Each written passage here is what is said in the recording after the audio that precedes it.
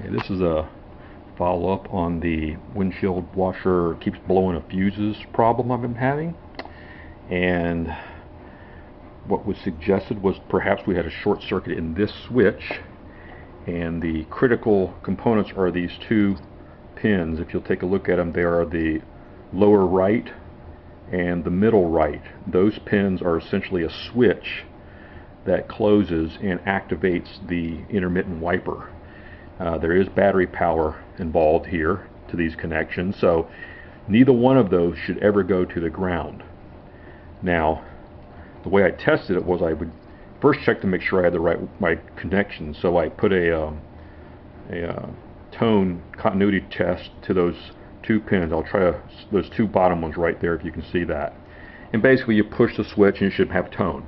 Second, that means the switch works as it should as far as making continuity. The second test is there should be no grounding. So the same two bottom pins should be isolated from the chassis.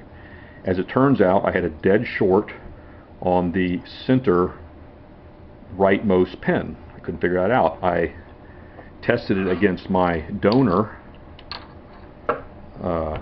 combo switch, and this one worked as it should. Couldn't figure it out. So I did a little tracing, and here's what I found. Very interesting problem. There's a little plastic washer underneath this screw head right here. You can probably see it maybe there. It isolates the ground from that blue lead. That blue lead is the pin in question. Well, when I looked at it, that washer was misplaced. It was actually underneath the blue wire part, so it wasn't isolating anything. All it was doing was pushing that contact out, this way a little bit, just kind of like a spacer. It definitely wasn't isolating electrically anything. So this side of the switch was pretty much always connected to the ground. I'm surprised it didn't blow fuses left and right. I'm not sure why I got away with it. Maybe because I never held the switch long enough to really do it. Anyway, that's clearly wrong, and I confirmed that by comparing it to this one.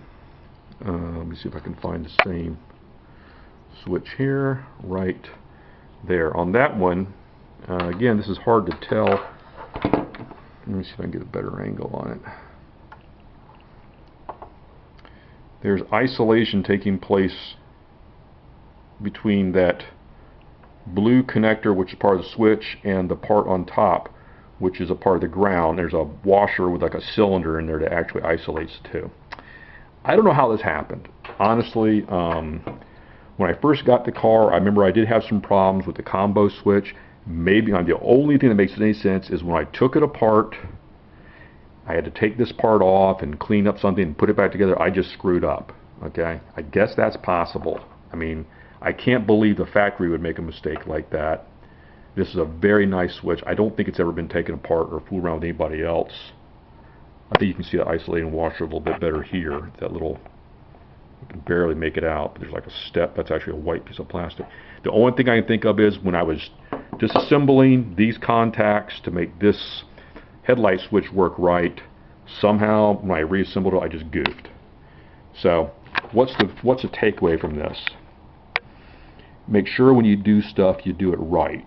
Don't screw up, because if you screw up, this is kind of thing you'd never find. You would never expect to look here. The only reason is it's just simply a diagnostics breakdown. You know you have a short, you look at the wiring diagram. The only possible thing that could be causing a problem was either the connection here, this switch, the wire harness, or the connection at the intermittent amplifier or the intermittent amplifier itself.